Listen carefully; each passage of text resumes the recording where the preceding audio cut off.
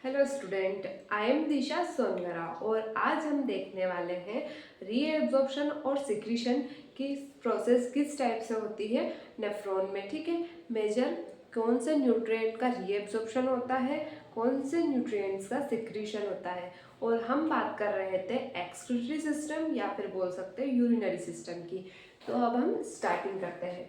तो क्या होगा, ये क्या है हमारा एक नेफ्रॉन का स्ट्रक्चर। इसमें कौन से पार्ट में किस टाइप से कौन से न्यूट्रिएंट्स का एब्जॉर्प्शन हो रहा है या फिर सिक्रीशन हो रहा है।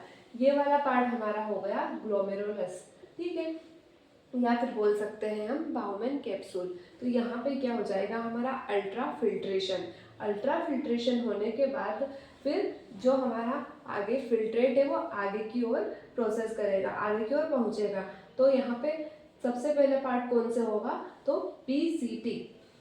ठीक है, ये क्या है, तो प्रोक्सिमल कन्वोलेटेड ट्यूब्यूल। ठीक है, तो यहाँ पे क्या हो रहा है, HCO3, NaCl, H2O, nutrients and potassium, इन सब का क्या हो रहा है, रीएब्जॉर्प्शन। हम क्या देख रहे हैं कि रीएब्जॉर्प्शन और सिक्रीशन जो हो रहा है वो किस टाइप से हो रहा है, मेजर सब्सटेंस का। ठीक है, तो जो ये एरो ऊपर की ओर जा रहे हैं ये क्या बता रहे हैं, ये बता रहे हैं रीएब्जॉर्प्शन हो रहा है। ठीक है, कहाँ से, तो जो यहाँ से जो फिल्ट्रेट हो हमारा, ठीक है, यहाँ से क्या निकल रहा था, फिल्ट्रेट निकला था। तो जो फिल्ट्रेट निकला है हमारा उसका क्या होगा, उसका रीएब्जॉर्प्शन होगा। ठीक है, तो जो ये एरो ऊपर की ओर जा रहे हैं यहाँ पे ये शो कर रहे हैं रीएब्जॉर्प्शन। ठीक है, तो HCO3, NaCl, H2O, nutrients and potassium, इनका क्या हो रहा है, रीएब्जॉर्प्शन हो रहा है। और साथ ही जो हमारा H+ या फिर NH3 हाइड्रोजन और NH3 है, इनका क्या हो रहा है, इनका हो रहा है सिक्रीशन। सिक्रीशन का मीन्स यहाँ पे क्या बता रहे हैं, मीन्स वो एक्सक्रीट आउट होने वाला है। ठीक है, वो हमारी बॉडी में नहीं रहने वाला, वो एक्सक्रीट आउट हो जाएगा।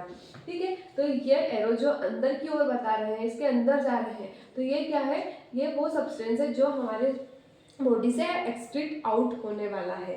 ठीक है, तो यहाँ पे क्या हो गया, सिक्रीशन किसका किसका हो गया, H+ और NH3 का सिक्रीशन हो गया, और इन ऊपर वाले सब्सटेंस का क्या हो गया, तो इनका रीएब्जॉर्प्शन हो गया।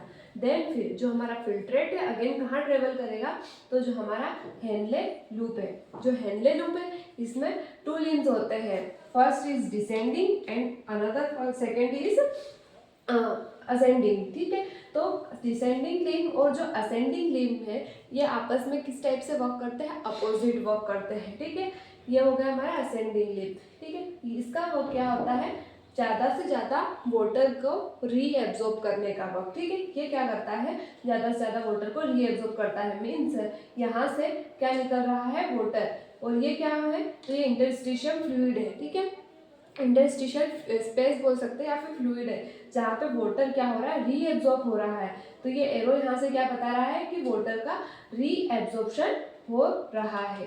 ठीक है, देन फिर क्या, डिसेंडिंग लिम्ब खत्म हुआ और क्या चालू हो गया हमारा, असेंडिंग लिम्ब स्टार्ट हो गया। असेंडिंग लिम्ब में भी 2 पार्ट्स बताए हैं, एक होता है थिक सेगमेंट और एक होता है थिन सेगमेंट। ठीक है, और यहाँ पे क्या होता है, तो यहाँ पे जो हमारा वाटर है वो इम्परमेबल होता है। ठीक है, और जो यहाँ पे मेन परमेबिलिटी किसके लिए होती है, तो जो इलेक्ट्रोलाइट्स होते हैं उनके लिए परमेबिलिटी होती है असेंडिंग लिम्ब के अंदर। यहाँ पे क्या होगा, NaCl का ज़्यादा से ज़्यादा एब्जॉर्प्शन होगा। ठीक है, रीएब्जॉर्प्शन होगा।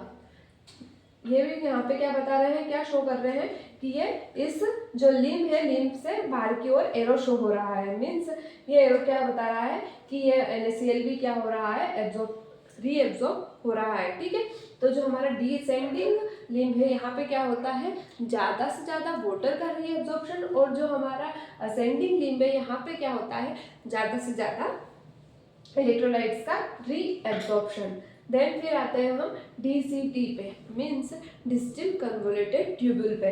तो यहाँ पे भी क्या हो रहा है, जो बचा हुआ NaCl है यहाँ से जो निकल चुका है, तो और यहाँ पे आ गया है, तो यहाँ पे अगेन उसका क्या होगा, रीएब्जॉर्प्शन हो जाएगा। देन अगेन यहाँ पे क्या हो रहा है, वाटर का रीएब्जॉर्प्शन हो रहा है, और साथ ही HCO3 का भी रीएब्जॉर्प्शन होगा, और साथ ही पोटेशियम एंड हाइड्रोजन का क्या होगा, तो इनका सिक्रीशन होगा। ये एरो शो करते हैं सिक्रीशन का, और जो ये ऊपर की ओर जा रहे हैं ये कहाँ जा रहे हैं, रीएब्जॉर्ब हो रहे हैं, इंटरस्टिशियल फ्लूइड में जाके मिक्स हो रहे हैं।